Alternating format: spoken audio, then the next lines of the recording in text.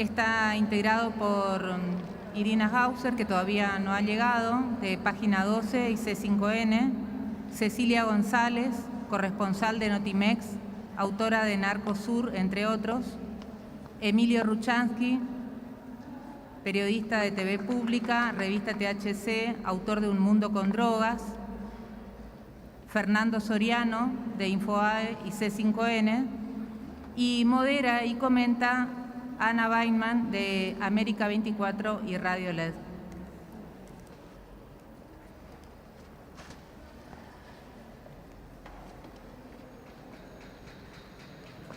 Gracias a Marcos. ¿Podemos poner la anterior? Porque son 3 placas nada más. Bueno, primero quiero agradecerles a Reset por la invitación y también a todas las personas y entidades que están auspiciando. Hoy temprano Raúl Zaffaroni habló de la influencia que tenían los medios de comunicación en este tema.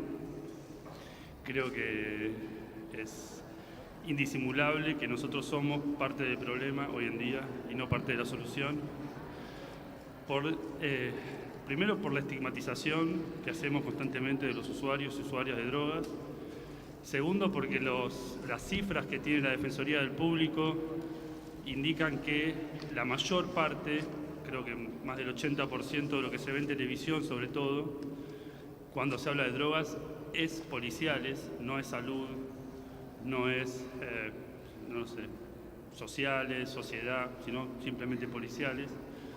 Y eso tiene que ver con la construcción de lo que está pasando, es bastante claro. Ahora, pobre Marco, lo pusimos en un aprieto, pero mi idea es mostrarles un poco qué es lo que está haciendo, sobre todo el periodismo gráfico. Ustedes saben que en el periodismo hay una especie de cadena alimentaria, o alimenticia, mejor dicho, que algo sale en un diario, al otro día lo levantan, a la misma mañana lo levanta una radio, y de esa radio, generalmente de ese diario, los canales de televisión toman las noticias que leen en el diario de la mañana y lo llevan a la pantalla. Esa es como la cadena. Por eso muchas veces, cuando hacemos análisis de medios, vamos primero a los diarios, porque ahí es la construcción primaria de una noticia, generalmente están los diarios.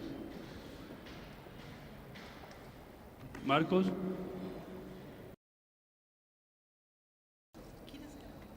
Sí, ¿no? ¿Querés arrancar vos? Antes que así lo solucionemos. Sí. Conseguimos. Así no perdemos tiempo. Y justo iba a arrancar. La ley de Murphy, ¿vieron? Bueno, sí, lo que resolvemos los problemas técnicos que siempre ocurren, pero de todas maneras estamos en un buen ambiente. Reitero el agradecimiento. Yo traigo un pequeño texto yo suelo hacer compilaciones porque me parece que la mirada global que por suerte he podido construir como corresponsal extranjera en Argentina, que ya hace 17 años que vivo acá y que trato de contar lo que pasa, y luego mi involucramiento en este tema, me parece a veces más útil dar eso como un contexto como global. Hace poco hubo todo un debate sobre el video manipulado de la ministra de Seguridad, Patricia Bullrich, por el audio que le habían colocado, ¿no? Y a mí me llamó la atención porque en esto del manejo mediático incluso se hablaba de que era la primera víctima de las fake news en Argentina durante la campaña, y yo dije no, y esto fue lo que escribí. Tomando en cuenta que Patricia Bullrich es experta en generar noticias falsas, podemos citar: le damos a la versión de la prefectura carácter de verdad. Fue a enfrentarse con un grupo violento, dijo Bullrich para justificar el asesinato de Rafael Nahuel, de 22 años. La Cámara Federal de Apelaciones de General Roca concluyó que fue homicidio agravado. El prefecto responsable ya está detenido. Igual me parece que después lo liberaron. Nahuel, recordemos, fue asesinado por la espalda. Si ese chico le tira a un policía, el agredido es el policía, que tiene todo el derecho a defenderse. La investigación dice que él disparó, dijo Bullrich para justificar el asesinato de Facundo Ferreira, un niño de 12 años. Un policía le dio un tiro en la nuca. Las pericias concluyeron que el niño no tenía armas, no había disparado. El caso Chocobar es un claro ejemplo de cómo deben actuar las fuerzas policiales en cumplimiento de su deber. dijo Bullrich para justificar al policía que mató por la espalda a Pablo Cucoc, de 18 años, quien había asaltado a un turista. Chocobar está procesado, acusado de homicidio agravado. Y hoy tenemos el resultado nuevamente, hoy, martes, no lunes, como dijo el presidente en la mañana, de la política Chocobar, con el policía que mata de una patada a una persona. O sea, es impresionante. Sí, pero sí, y por ahora las únicas fuentes son las oficiales, ¿no? Sí, claro, murió de fractura de cráneo, ya salió, pero bueno. No fueron prolijos en su accionar, se fueron sin pagar y dejaron un portafolio que tanto la policía de Córdoba como un juez consideraron que era un artefacto de características explosivas, dijo Bullrich para justificar la detención de 2 artistas chilenos que fueron a un festival en Córdoba y terminaron señalados sin pruebas como terroristas. Queremos que sean expulsados lo más pronto posible del país, que vengan a la Argentina y estén generando acciones violentas, no va, dijo Bullrich para justificar la detención de 2 venezolanos, un turco y un paraguayo, acusados de provocar disturbios frente al Congreso a fines del año pasado. La justicia cerró la causa porque nunca hubo prueba de que ellos hubieran participado en las protestas. Pero eso casi no se difundió, o sea, lo que se difunde es expúlsenlos lo más pronto posible, ¿no? En noviembre del año pasado, el Ministerio de Seguridad anunció en un comunicado la detención de los hermanos Axel Ezequiel y Kevin Gamal por tener vínculos con Hezbolá.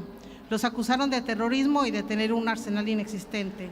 4 meses después, los jóvenes fueron liberados porque no había prueba alguna contra ellos. Pero lo mismo, la estigmatización, ¿quién se las quita, no? No vamos a permitir una república autónoma y mapuche en el medio de la Argentina, dijo Bullrich cuando estaba en marcha la campaña para denunciar a los mapuches terroristas, anarquistas y separatistas financiados por ingleses, las FARC, la guerrilla kurda y ETA, con el fin de invadir y separar la Patagonia. Creo que no dijeron que eran narcos, nada más les faltó esa. ¿Se acuerdan cuando la ministra dijo que Holanda era un narcoestado y casi arma un conflicto diplomático? Ahí sí se disculpó, es la única vez que se ha disculpado porque estaba máxima de por medio. Cosa que no ha ocurrido con todas las víctimas de la violencia institucional ejercida por las fuerzas a su cargo. Todo tiene que ser considerado droga más allá de que sus ingredientes no sean drogas, dijo Bullrich en la mesa de Mirta Legrand, demostrando una vez más los estereotipos, la ignorancia y la estigmatización con la que realiza su supuesto combate al narcotráfico. Y aquí un spoiler que tengo diciendo desde hace 4 años, no va a lograr el narcotráfico cero, como prometió, con su estrategia es imposible. Lo del sapo cambo, bastante conocido en Perú y en el Amazonas, es la primera vez que lo vemos acá, dijo Bullrich al presumir que habían evitado el comercio de estupefacientes en una fiesta que iba a durar casi 2 días. Qué horror, ¿no? En realidad solo habían decomisado plantas, cactus, marihuana, hojas de coca y hongos usadas en rituales amazónicos. Y no era sapo, era rana. Ni hablar de las veces que menciona las dosis de marihuana, que de eso pero sabe bastante. Cito esto porque es importante el manejo mediático que parte de los propios funcionarios, porque hay estudios que han demostrado que no, en este y en cualquier otro tema, la mayoría de las fuentes de información en los medios de Argentina son oficiales. Entonces nos quedamos, o las audiencias se quedan con esta mirada, que en este atrio, en ese momento podemos reírnos, pero las víctimas, todas son víctimas de estigmatización y mucha gracia pues no les hace, ¿no?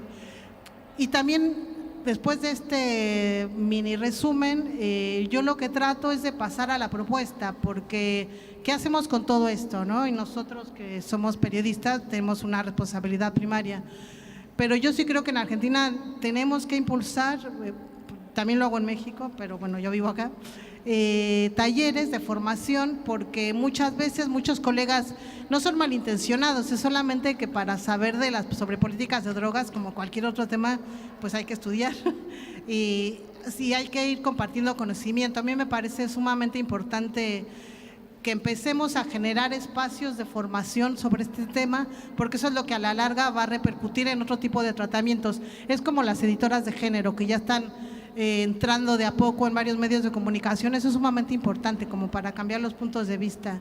Es cuestionarnos cómo informamos y damos datos y somos convincentes. Insisto, tenemos que reforzar los cursos. Yo suelo estar en los 2 lados de las entrevistas, muchas veces me entrevistan a mí, yo al mismo tiempo también hago entrevistas, pero cuando me preguntan a mí trato de manejar 4 ejes específicamente. más allá de lo que me pregunten, yo esto lo meto, lo cuelo, porque ya es como una trampa que uno aprende al momento de ser entrevistado, ¿no? Lo primero es hablar de drogas legales e ilegales, dejar en claro que no todas las drogas son lo mismo. O sea, no es la droga es mala, cuál, para quién, dónde, cuándo, ¿no? Lo segundo es avalar la postura de que la guerra contra el narcotráfico fracasó, pero con datos, con evidencia. O sea, el consumo no se redujo, y sobre todo lo más importante, cuando yo lo cuento, es el fortalecimiento y la ampliación y la expansión de las organizaciones criminales que ya ni siquiera manejan solo narcotráfico, se convirtieron en organizaciones transnacionales del crimen, y ya este es solo uno de sus negocios, el más lucrativo, pero no el único. El prohibicionismo no funcionó, no se dejaron de consumir drogas ilegales, la militarización solo produjo violencia y violaciones a los derechos humanos, y la criminalización de los usuarios solo llenó las cárceles de pobres, o sea, básicamente, y en Estados Unidos de negros y latinos. Dados los resultados, este es el otro eje que suelo manejar. Si lo que se pretende es hacer cambios, no se pueden lograr aplicando las mismas recetas. Hay que debatir y legalizar las drogas, todas las drogas que actualmente son ilegales, analizar alternativas, pero ya las que se aplicaron pues no funcionaron. Y también insisto mucho en la hipocresía con la que se maneja la política estadounidense, que no reconoce su responsabilidad como principal país consumidor de drogas ilegales y uno de los países en donde más se lava el dinero del narcotráfico, con casos probados, con casos demostrados. Siempre me denuncio que sabemos toda la vida y obra del Chapo Guzmán y de Pablo Escobar, hay series, pero no hay, no sabemos quiénes son los banqueros que lavan los millones de dólares en Estados Unidos, ¿no? Y por último, solo quería comentarles que en México la discusión por el tratamiento de los medios pasa por no quedarnos con contar muertos, no usar el discurso bélico sin cuestionamiento o crítica, dejar de basarnos solo en fuentes oficiales y visibilizar a las víctimas, y cómo quitamos en el términos narrativos, cómo logramos que el impacto ya no sea naturalizado, cómo hablamos de ejecutados, sin que eso sea algo cotidiano y que se naturalice, sin naturalizar la violencia. Ese es el reto principal que tenemos en México, porque, y con esto cierro, y aquí solo les hablo de cifras. Tenemos más de 40,000 desaparecidos, tenemos más de 300,000 asesinatos, tenemos cientos de miles de desplazados, más de 150 trabajadores de prensa asesinados, a los que se suman los desplazados, amenazados y exiliados. Y Colombia y México suman el 54% de los asesinatos de defensores de derechos humanos en todo el mundo. Es una tragedia humanitaria de la cual también poco se habla y de la cual también tenemos mucha responsabilidad nosotros en visibilizarla. Muchas gracias.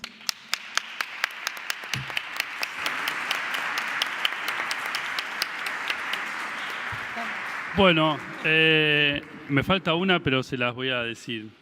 Hay un título antes de analizar que es del diario Clarín, del 2015, que dice algo así como: la droga avanza y ya está entre los 10 factores de riesgo para la salud en la Argentina. Es impresionante esa tapa, la pueden buscar, pero hay varios errores conceptuales. Primero, hay un error de información. No estaba entre los 10 factores, se habían confundido las cifras de Chile con la de Argentina, pero además, cuando decía la droga avanza, no decía que el primer factor era el tabaco y que el cuarto factor era el alcohol. O sea, no consideraba que el alcohol y el tabaco fueran drogas. Eso también es grave. Y después está esta construcción que es muy común en los medios, que es la droga avanza, lo atrapó la droga, cayó en la droga. Ese sistema metafórico es bastante peligroso, viene de mucho antes. Ustedes ven a principios de 1900 en Estados Unidos, cuando se empieza la campaña para prohibir el cannabis, estado por estado, eso está. Y en el fondo lo que está diciendo es que la droga, al ser una persona, hace que, si la droga es un sujeto, el que la consume es un objeto. Y eso es básicamente quitarle derecho a las personas que consumen drogas. Hay que verlo porque es un discurso muy permanente en la Iglesia Católica. Esta idea, cuando se debatió la ley de salud mental y adicciones, una de las protestas de los sectores conservadores es que se consideraba sujeto de derecho de un adicto. Si ustedes ven cuál es hoy el movimiento en contra de la ley de salud mental más fuerte, es contra el artículo 4, porque el artículo 4 es el que le da los mismos derechos a una persona con padecimiento mental y a una persona con adicciones. Esos derechos incluyen, por ejemplo, rechazar el tratamiento. Esos derechos incluyen que la internación sea el último recurso y no el primero, como todavía sigue siendo muchas veces en las comunidades terapéuticas. Esto lo venimos viendo, ahí hay un negocio, digamos. Y pasando a esta etapa, perdón, no es una etapa, es una página suelta en el Diario de la Nación, que si ustedes ven tiene un error gigantesco. Dice, drogas, en 7 años se triplicó el consumo en adolescentes. ¿Es un tema de seguridad? Digamos, son adolescentes, porque uno dice, bueno, si son adultos, qué sé yo. Tampoco, pero no importa. Pero lo fuerte es que incluso siendo chicos, hablando de chicos y chicas, ellos siguen poniendo el tema en seguridad. Lo único que les importa, en este caso a Gallo, al colega de La Nación, lo único que le importa es que esos pibes puedan hacer bardo, puedan robar, puedan, digamos, una cantidad de potencialidades que tienen que ver también con la idea de peligrosismo. Es decir, esto está muy, muy arraigado con el tema de salud mental, ¿no? Antes los locos podían ser peligrosos, por eso los encerramos en manicomio, lo seguimos haciendo. Cuando aparece la ley de salud mental, lo que cambia es, tiene que haber un riesgo cierto e inminente para que una persona sea internada. No existe el peligrosismo, las cosas tienen que ser concretas. Seguimos con una más, para que vean también lo que hablábamos de Patricia Bullrich. Desmantelamos un narcovivero en Entre Ríos y secuestramos plantines, plantas, semillas, una balanza digital y marihuana lista para el consumo. Argentina sin narcotráfico. Quiero que vean un par de detalles. Ahí tenemos a 2 señores encapuchados. Uno tiene un fal cruzado en el pecho. Y si vemos lo que... Yo sé que no hay cultivadores y cultivadores en las mesas. Yo puedo hablar en nombre de los cultivadores y cultivadores porque cultivo. Ahí hay una planta a la izquierda que está aflorada, que todavía le falta bastante, pero está encaminada. Y después hay unos plantines. Esos plantines pueden ser machos, se te pueden morir por el frío. O sea, ahí no hay nada todavía. Y eso es para ellos un narcovivero. Droga en potencia. Es droga en potencia, exactamente. Lo más loco es que es un tuit de la prefectura, que además fue levantado por los medios, porque, y eso es lo que decía Cecilia, es muy cierto, digamos, nos quedamos con las fuentes oficiales, entonces nos vendieron en estos años las narcopalomas, las narcotravestis, las narcomodelos, la narcoabuela, digamos, todo lo que podemos... Acá está la narcoabuela, felicitaciones. ¿Qué título, narco? Y esa construcción que viene del Ministerio de Seguridad generalmente no es debatida después, digamos. Nos quedamos con eso. Por supuesto que a mucha gente que es detenida por cultivar y allanada, lo que estamos viendo desde hace muchos años es que en verdad son robos de la propia policía. Es decir, la policía sabe que esa persona no es violenta, no tiene armas. Consigue una orden de allanamiento de un juez o una jueza. Hoy temprano estuvo Matilde Bruera, que tiene una frase para mí que define toda esta situación. La policía regula el narcotráfico a través del Poder Judicial. La policía manda en cana a uno para favorecer a otro. Incluso ahora en Santa Fe se descubrió que un jefe de antinarcóticos y un tranza se habían juntado para voltear a otras personas y hacer operativos ficticios. Le decían a alguien trasladar tanta cantidad de marihuana y después le caía a la policía, y así el jefe de narcóticos iba subiendo en el escalafón policial. O sea que es algo mucho más normal de lo que nosotros creemos.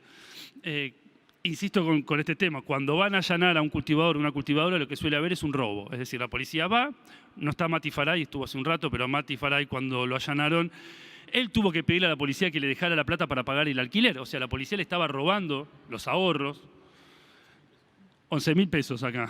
Le estaban robando y él le dijo, bueno, déjame por lo menos para pagar el alquiler.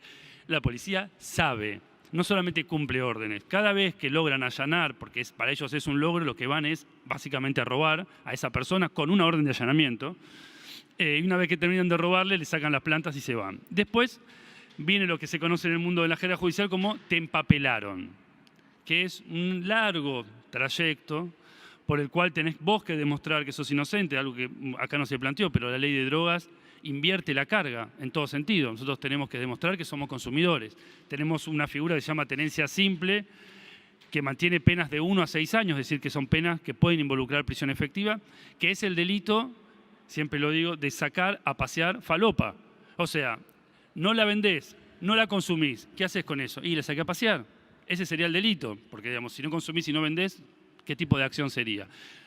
Desde la Fiscalía se viene defendiendo esto de la tenencia simple porque dicen, bueno, si yo encuentro a alguien con mucha cantidad, ¿qué hago? ¿Le pongo tenencia para consumo personal? Bueno, si vos no investigaste y te cayó alguien con mucha cantidad, primero fíjate la policía, porque a la policía estas causas que le caen, no le caen.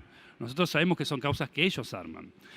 Hay una investigación de hace muchos años de Gustavo Colman, un defensor federal, que demostró cómo la policía en el barrio de Constitución plantaba drogas a personas que buscaban trabajo, les ofrecían un trabajo, los llevaban a un café, les invitaban a un café, se iban al baño y les dejaban unos bolsos y después venía otra policía, los detenían y eso salía en los diarios, generalmente en el diario Crónica. Y de esa forma ellos iban subiendo en el escalafón policial, plantándole drogas incluso a pacientes del Hospital Borda que estaban dando vueltas por Constitución o a mujeres del Hospital Moyano que estaban dando vueltas por ahí. Eso es más o menos lo que nosotros vemos que llega también a los medios. Causas armadas por la policía, causas en que el dealer y la policía se pusieron de acuerdo y muchas causas, y la mesa anterior se enfocó en género y eso se ve cada vez más, donde los dealers entregan a una mujer, generalmente primaria, jefa de hogar, para hacer números, porque saben que nadie la va a defender, no se va a defender mucho, no va a tener acceso a un abogado. Muchas veces ellos mismos le ponen el abogado cuando se preocupan porque tienen miedo de que cante. Eso pasó en el caso de la destitución del juez salteño, donde había que trabajar con los abogados que el mismo juez ponía y donde un muchacho, un conductor, que lo encontraron con un montón de precursores químicos, un día se le apareció un abogado y dijo que era su abogado y no lo hacía declarar, entonces no se podía defender tampoco. Esa es un poco la realidad que nosotros mostramos sin criticar, sin analizar, sin acceder ni siquiera a la instrucción. Si ustedes ven las causas de consumo, de tenencia para consumo personal que se caen o las de cultivo, son causas de muy pocas fojas porque es gente que no tiene plata, entonces ahí no se hacen pericias, se ponen ramas, tierra, todo junto, hojas. Hemos tenido que explicarle, Sebastián Basalo lo ha hecho en algunos juicios, de que las ramas no se fuman, de que las raíces no se fuman, de que la hoja no se fuma, porque todo eso suma, digamos, a la hora de calcular las dosis, se suma. Por eso creo que lo que dice Cecilia es algo para atender. Hay que formarse, pero también, como decía Loana Berkins, una activista travesti fallecida, hay que vigilar a la policía. Muchas gracias.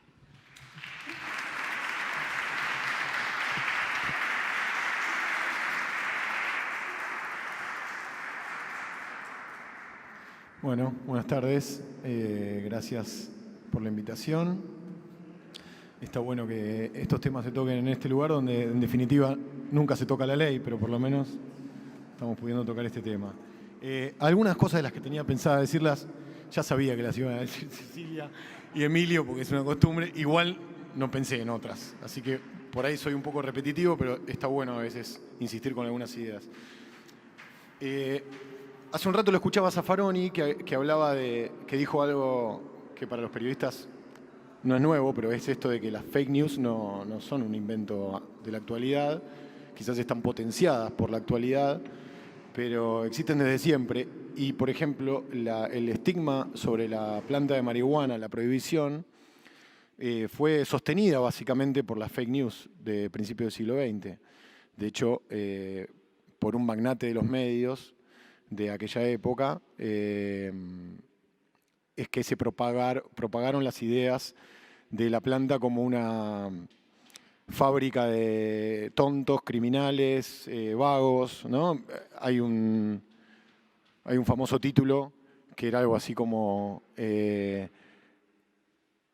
porque se estigmatizaba a las minorías, ¿no? A los negros, a los chinos, a los mexicanos en esa época. Entonces había un título que era algo así como los jóvenes negros que fuman marihuana abusan de las hijas blancas o de las mujeres blancas o algo así. Desde ahí, esa construcción cultural llega a hoy y no es casual que seamos pocos los periodistas que tocamos el tema con una mirada un poco deconstructiva, ¿no? Lamentablemente somos pocos en las redacciones, somos los que tenemos que luchar por alguna instalación de un enfoque diferente. Por lo tanto, la cuestión de las drogas está cubierta por lo menos el periodismo mainstream de Argentina, salvo excepciones, por la cultura del prohibicionismo. Por lo tanto, como decía Emilio, muchas veces las noticias se cubren en seguridad o en policiales. Y eso ya parte de una lógica totalmente deformada o entorpecida, que es que los periodistas policiales, entre los que me incluyo, deberíamos estar cubriendo hechos, además de hechos criminales, deberíamos estar tratando de vigilar qué es lo que hacen las fuerzas de seguridad con la población, para que no pasen las cosas que pasaron ahora. Que entre paréntesis, menos mal que había una cámara, ¿no?, con la patada del policía, y que había una bicicenda y no un río, ¿no?, porque si no hubieran dicho cualquier otra cosa. Entonces,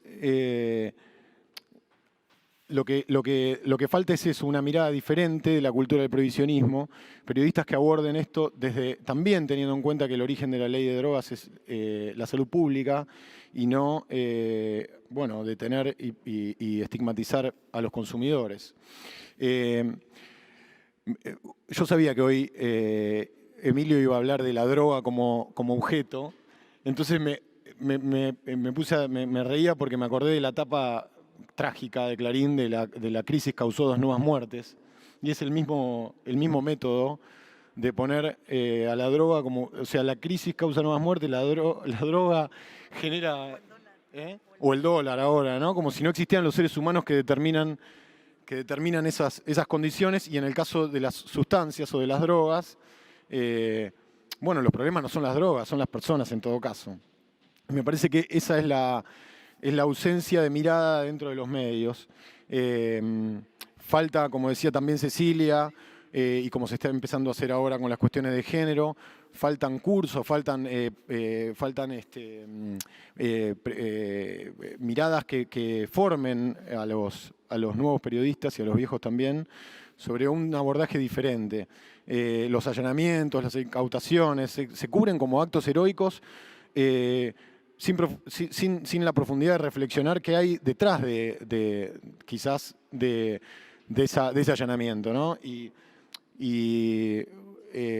No sé, el Ministerio de Seguridad actual invita a los periodistas a, por ejemplo, cubrir cómo desembarca las fuerzas de seguridad argentinas con las paraguayas a una plantación de marihuana. Entonces hay toda una cobertura sensacionalista de película, de serie de Netflix, sobre cómo son los cultivos en Paraguay, pero cuando uno pregunta quiénes detuvieron, si se fijan en el archivo, no detuvieron a nadie, por ejemplo, en esa.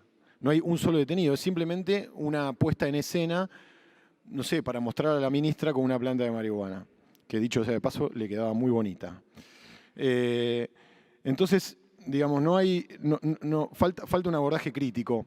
Hace poco encontré una nota, también en el diario La Nación, en febrero de 2019, cuyo título era, la foto es muy divertida, no tengo para pasarla ahí, pero es tres gendarmes en el medio de la selva, buscando no se sabe bien qué. El título es, aumentó 145% en 3 años la cantidad de detenidos por causa de drogas. Entre las cosas que dice la ministra ahí y que ningún periodista cuestionó, es que gracias a la guerra contra las drogas de este gobierno, el precio de la cocaína bajó. Entonces yo, que soy muy malo para los números, dije, pero pará, entre 2015 y 2018, ¿el precio de la cocaína bajó? ¿O el precio de la cocaína, que es en dólares? Doy de vuelta la idea. Lo que decía Patricia Bullrich era que la cantidad de cocaína incautada había bajado y el precio había aumentado por la persecución. Entonces, nada, fui a ver cuánto valía el dólar en un momento y cuánto valía el dólar en otro momento, y la cuenta daba que en realidad el precio en dólares del gramo era idéntico. Ahora, eso no está en ninguna cobertura periodística. Yo creo que, digamos, lo que está pasando en Uruguay es interesante no solamente porque está pasando, sino porque está demasiado cerca como para que nos hagamos los tontos de los medios, y empieza a haber cierta curiosidad sobre cómo se mueve eso. Para empezar a deconstruir un poco el paradigma de la guerra contra las drogas y la guerra contra los consumidores, en definitiva. Creo que hay 2 cuestiones por las cuales se puede, como dice el poeta Fabián Casas, filtrar la Matrix de los medios, y es desde lo social, que es de donde nunca deberían salir estos temas, ¿no? Yo recuerdo que trabajé en Clarín, ahora hace 2 años que estoy en Infobae, pero trabajé en Clarín casi 17, la relación más larga de mi vida. Y no conseguíamos cubrir nunca las marchas por la regulación del cannabis. Jamás. 100.000 personas, nunca un incidente, fiesta, qué sé yo, color, nunca la podíamos cubrir. Un día se me ocurrió mostrarle a un jefe nuevo que tenía la foto de las marchas y le digo, si esto fuera por cualquier otra cosa, ¿lo cubrís? Sí, lo cubro. Bueno, ¿qué hay que hacer para que lo cubramos? Y ya eso fue en 2016, ya había empezado la cuestión, o 2017, no, 2016, ya había empezado la cuestión del uso medicinal del cannabis. Entonces lo que mi jefe me dijo fue, si las madres están al frente de la marcha, lo cubrimos. Bueno, fue una herramienta para cubrirlo, de hecho fue tapa de Clarín un domingo, pero entonces yo lo que pensaba es que de la única forma de cubrir estos temas, hoy por hoy, con este nivel de cultura que hay dentro de las redacciones, es contando historias, contando las historias de las personas como la narcoabuela, contando esas historias para mostrar qué es lo que hay detrás, ¿no? Qué es lo que no cuenta la historia oficial. A mí me tocó hace poco cubrir también el caso de una mujer boliviana, Claudia Suárez, que estaba presa en Salta, su hijo se estaba muriendo de cáncer en Bolivia, y lo más cruel es que la justicia le permitió salir después que salió la nota, porque hacía un año que estaba pidiendo salir. Claudia pudo viajar a Bolivia, a los 3 días su hijo que estaba enfermo de cáncer murió. Pero también el método fue tratar de buscarle la filtración desde la empatía. Bueno, creo que es un trabajo para todos los actores que estamos metidos en la cuestión de las drogas, para ver cómo el periodismo puede encarar este tema desde otro lugar.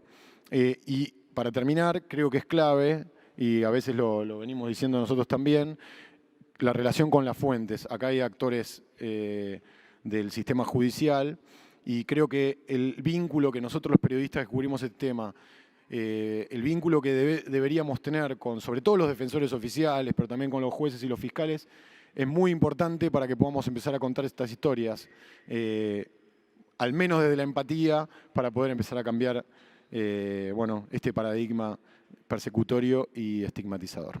Eso es todo, gracias.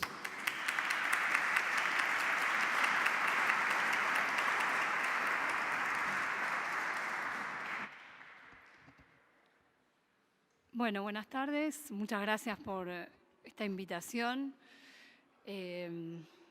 No soy una experta en el tema como quizás sí mis colegas que están acá, pero cada tanto alguna conexión con la temática me toca, o porque la busco o por la casualidad.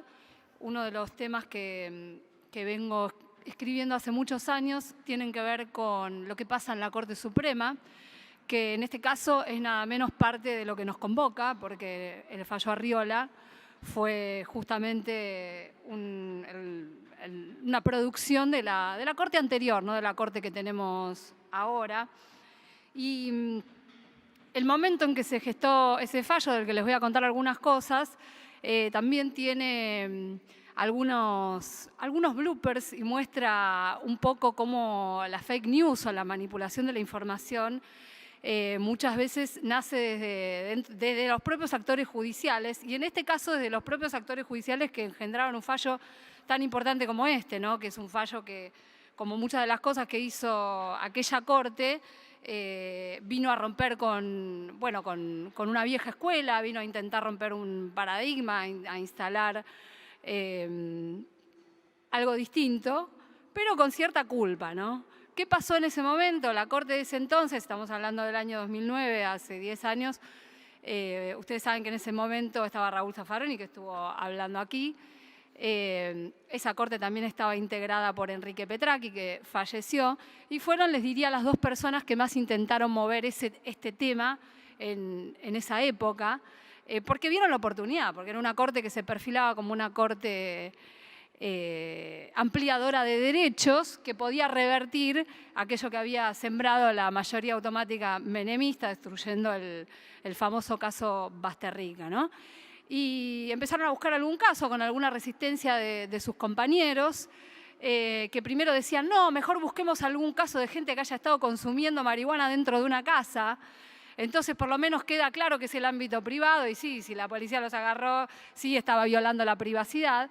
Después empezaron a forcejear un poco más. Había otro problema, que es que la mayor parte de estas causas prescriben, entonces tampoco es que desbordaban las causas. Y encontraron el famoso caso Arriola, que Arriola en realidad era uno de los detenidos de la banda y no uno de los castigados por el consumo, ¿no? Eran 5 personas detenidas en Rosario que tenían algunos cigarrillos de marihuana. Lograron convencer al presidente de la Corte de ese momento, Ricardo Lorenzetti, para elegir este caso, que fue el que finalmente salió. Pero después venía un problema, ¿no? Que es que había que contarle esto a los medios. ¿Y cómo se le contaba a los medios semejante novedad? Empezaron a hacerlo unos días antes, empezaron a dejar traslucir algo de la decisión cuando estaban eligiendo el caso, a ver qué caso iban a tratar, qué caso no. Y el día que llega la noticia, que estábamos todos esperando, los que cubríamos los temas de la Corte, en esa época además se estilaba mucho hacer... el presidente de la Corte tenía unos off the record con algunos periodistas donde explicaba las sentencias. Entonces vamos algunos periodistas que cubríamos la Corte a esa reunión y nos encontramos con que el presidente de la Corte nos dice: yo lo único que quiero que sepan y lo que les vamos a explicar en este comunicado de prensa que hemos hecho es que la Corte no despenalizó la tenencia para consumo personal. Y todos miramos y digo, ¿y cuál es la noticia? ¿Esa es la noticia? ¿Que la Corte no despenalizó? Bueno, está bien, cualquiera sabe que la Corte, o digo, cualquiera que está medianamente conectado con el derecho sabe que un tribunal no despenaliza nada, porque quien legisla es el Congreso. Pero la Corte estaba dando un paso importante que paradójicamente, desde su propio sistema de información, estaban tratando de ocultar. Y después publicaron un comunicado que también es desopilante y antológico. Y era una pena, porque la verdad que la noticia era tremendamente importante, ¿no?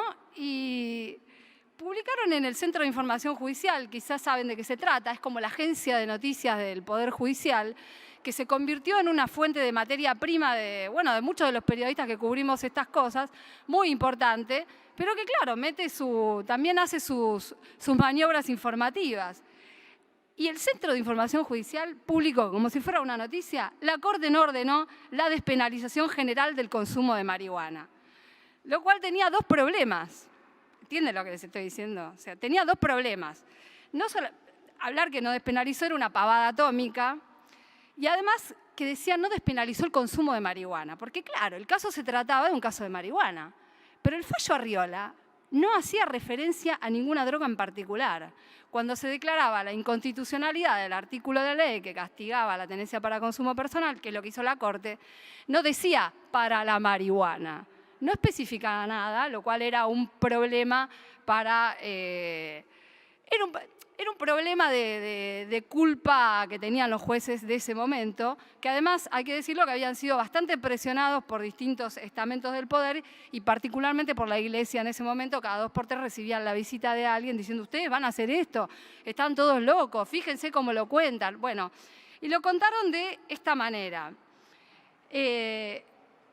Y el comunicado de la Corte, además, decía, era increíble, porque en vez de explicar lo que la Corte había hecho, seguía explicando lo que la Corte no había hecho. Y tenía un primer subtítulo que decía límites del fallo. La Corte no se expidió ni legitimó el consumo con ostentación hacia terceros, ni aquel con intención de comercializar. Y sigue, no se consagró un permiso legal para consumir indiscriminadamente, sino solo en el supuesto que definió con rigor. No se adoptaron posiciones sobre la conveniencia de la sanción penal del consumo de drogas o su despenalización. Por supuesto que la mayor parte de los periodistas que nos tomamos esto medianamente en serio, leímos el fallo, hicimos una traducción y contamos la relevancia que tenía, pero hubo otros que no. Y uno fue, por ejemplo, Infobae, que tradujo textualmente lo que decía el Centro de Información Judicial. La Corte desincriminó, decía, hasta ahí bien, el consumo de marihuana en el ámbito privado. Y no, eso era lo que quería la Corte que se dijera, pero no era exactamente lo que decía el fallo. Clarín decía, el fallo no legaliza la droga e insta a combatir el narcotráfico. Aplausos. Bueno, esto es un arma de doble filo, porque la pena acá era que nacía de la propia Corte. Y uno decía, ¿cómo puede ser, ¿no? que que estén informando y desinformando a la vez. Para eso que no diga nada, que entreguen el fallo y que cada uno haga su interpretación. A mi modo de ver, ¿no? Y en mi humilde opinión, y dado que después uno vio que algunos medios reproducían tal cual lo que había publicado el comunicado del Centro de Información Judicial, es que en realidad la Corte arrastraba, o alguna de sus autoridades arrastraban alguna culpa, porque reproducen los estereotipos y los estigmas que vimos en esta forma de contar las noticias que mostraba, por ejemplo, tan claramente Emilio en algunos titulares, ¿no? Como si ellos, los jueces y las juezas de la Corte, se convirtieran ellos en agentes de esa peligrosidad que encarna para el sistema una persona que puede tener un cigarro en el bolsillo, ¿no? Por un lado eso. Y con el tiempo uno pudo ver que por ahí alguna razón para preocuparse tenían, porque yo no sé si ustedes recuerdan, recién Emilio citó el caso del juez de Salta, Reynoso, supongo que será él de quien hablabas. El juez Reynoso, que estaba instalado en una zona caliente, digamos, en Orán,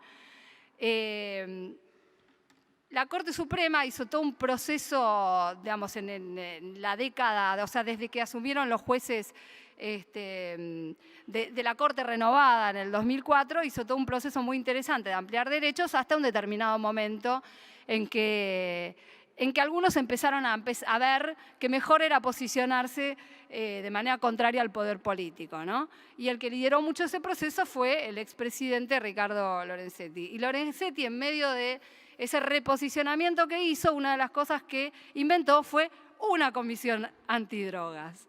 ¿Qué tenía que hacer la Corte Suprema, además con un tema que es del Ministerio Público, o sea, que lo encaraba el Ministerio Público Fiscal, que tenía sus áreas especializadas? Bueno, quería mostrar que el Poder Judicial se ocupaba de esto y no tuvo mejor idea que llamar para presidir a esa comisión al juez Reynoso.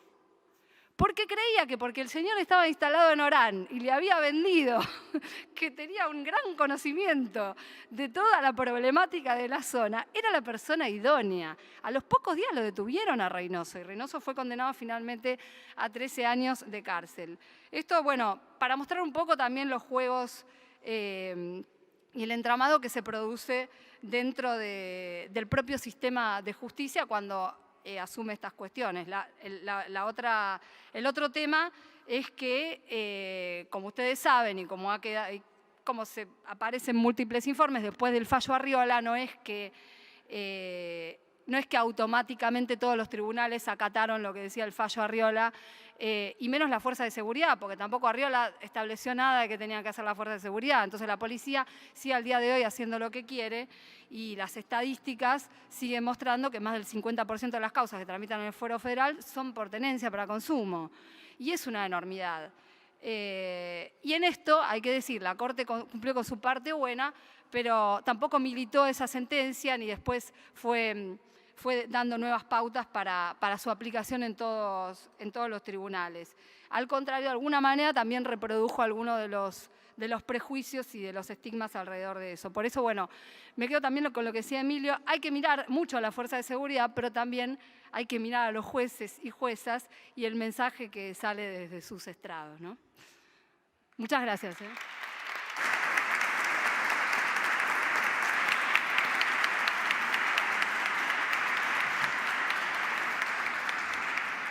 Bueno, para cerrar este panel, la verdad es que después de haber escuchado a estos colegas tan talentosos y con tanta experiencia en distintos rubros, pero dentro de lo mismo, es difícil decir algo inteligente, pero me quedo con dos cuestiones.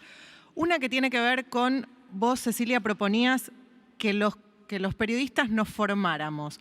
Yo me atrevo a decir que eso lo veo un poco difícil, sobre todo en algunos, y cuando digo los periodistas de gráfica suelen ser más serios con sus fuentes, con sus investigaciones, hay excepciones, pero digo en términos generales, pero ya cuando pasás a la televisión es un lugar muy árido donde se dicen muchas pavadas, donde se carece absolutamente de formación en muchos puntos, y este es uno fundamental donde vos ves el agua que hay alrededor de estos temas. Y entonces retomo algo que dijiste vos, que me pareció, Fernando, muy interesante, que tiene que ver con la relación con las fuentes. Muchos de los que están acá deberían tener nuestros teléfonos y los que están hablando en los distintos medios de comunicación, y cuando escuchan que decimos, porque nadie está exento, alguna pavada, nos tienen que escribir en ese mismo momento y decirnos: ¿qué estás diciendo? No es así, esto está mal, porque yo veo a colegas con los que trabajo todos los días que les llegan mensajes desde Patricia Bullrich para abajo, todos, desde la policía, toda la fuerza de seguridad, que les dicen qué decir y lo repiten. Entonces, digo, ayúdennos a dejar de decir pavadas y a no seguir fomentando esta falta absoluta de espíritu crítico frente a esto que realmente digamos, es como que se reproduce sin ningún, que nada media en el discurso de ciertas personas que reproducen las cosas sin pensar. Entonces me preocupa que estamos reproduciendo ese discurso punitivista, de falta de espíritu crítico, de decir la lucha contra las drogas, la lucha contra el narcotráfico, como si eso no significara nada, como si no hubiera historias personales detrás, como si eso no significara que las cárceles se llenan de giles o digo, ese tipo de cosas, y tratar de que llegue a nosotros, los que estamos en posición de reproducir el discurso, algo más sustancioso y con un espíritu, digamos, más real de lo que está pasando, porque si no se va a seguir reproduciendo ese discurso punitivista que nos trajo donde estamos. Eso es todo. Gracias.